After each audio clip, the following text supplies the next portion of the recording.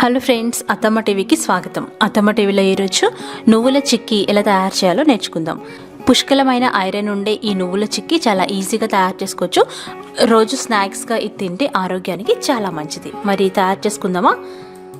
1 cup తెల్ల నువ్వులు తీసుకుని డ్రై రోస్ట్ చేసుకోవాలి. చాలా తక్కువ మంట మీద 5-6 నిమిషాలు కలుపుకుంటూ వేపుకోవాలి.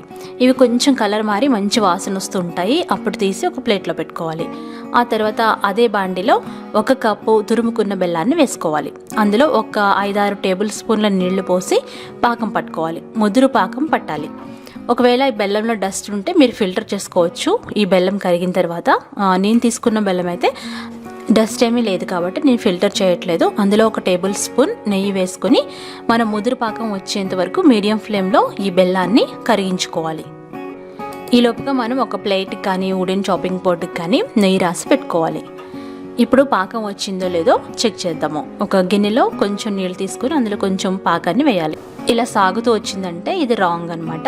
ఇది రావడానికి దాదాపు 15 నుండి 20 నిమిషాలు పడుతుంది. ఇది సాగుతుంది కాబట్టి ఇది కరెక్ట్ పాకం కాదు. చాలా ముదురు పాకం రావాలి. దీనికోసం ఈ పాకం రావడానికి దాదాపు 15 నుండి 20 నిమిషాలు పడుతుంది. మరలా ఇంకొక 5 నిమిషాలు అలా మనం కలుపుకుంటూ పాకాన్ని మరిగించాలి. ఒక 5 నిమిషాలు మీడియం ఫ్లేమ్లో పెట్టి చూడాలి. ఆ తర్వాత చెక్ చేసుకుందాం. కొంచెం నీళ్ళల్లో ఈ పాకాన్ని వేసి చూస్తే ఇది వెంటనే ఉండ అయిపోతుంది. ఉండ అయిపోయి మనం ఇలా నొక్కగానే అది జస్ట్ విరిగిపోతుంది అనమాట. చూసారా, కొంచెం చల్లారిన తర్వాత ఇలా విరిస్తే విరిగిపోతుంది. సో ఇది పర్ఫెక్ట్ పాకం. ఇప్పుడు అందులో యాలక్కాయల పొడి వేసి ఒకసారి బాగా కలిపేసి మంటని తగ్గించుకొని మనం వేయించి పక్కన పెట్టుకున్న నువ్వులు వేసుకొని కలిపేసేసేయాలి. ఇక్కడ ఇంకొకరు ఉంటే ఇంకా బాగుంటుంది. వెంటనే స్టవ్ ఆఫ్ చేసేయాలి. స్టవ్ ఆఫ్ చేసిన తర్వాత మనం ఈ పాకంతో పాటుగా నువ్వులను కలిపేసేయాలి. ఎందుకంటే ఆల్రెడీ మనం నువ్వుల్ని వేయించేస్తాం కాబట్టి స్టవ్ ఆపకపోతే పాకం ఇంకా ముదిరిపోయి గట్టి రాయిలా అయిపోతుంది. సో ఇప్పుడు మనం గ్రీస్ చేసి పెట్టుకున్న చెక్క మీద కానీ లేదా ఏదైనా ప్లేట్ మీద కానీ ఇలా వెంటనే పరిచేసేయాలి. మనం ఎంత తొందరగా స్ప్రెడ్ చేయగలిగితే అంత తొందరగా చేయాలి. ఎందుకంటే ఇది గట్టిపడిపోతూ ఉంటుంది బెల్లం. చూసారా, ఇలా తీగల్లాగా వస్తుంది. అప్పుడు మీరు పర్ఫెక్ట్గా చేసినట్టు అనమాట.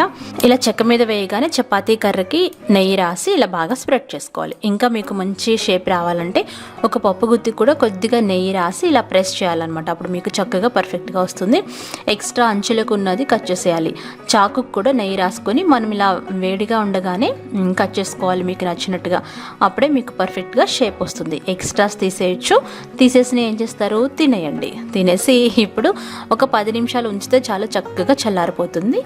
చల్లారిన తర్వాత వీటిని ఈజీగా మనం చాకుతో తీసేయచ్చు. చూసారా, ఈ విధంగా మీరు ట్రై చేసి నాకు ఫీడ్బ్యాక్ పంపించండి. ఎంతో రుచికరమైన ఈ నువ్వుల చిక్కీ పిల్లలకి పెద్దలకి ఎంతో మంచిది. ఇక్కడ నేను ఇలా చేసినప్పుడు స్టోరీ పెడుతున్నాను అనమాట.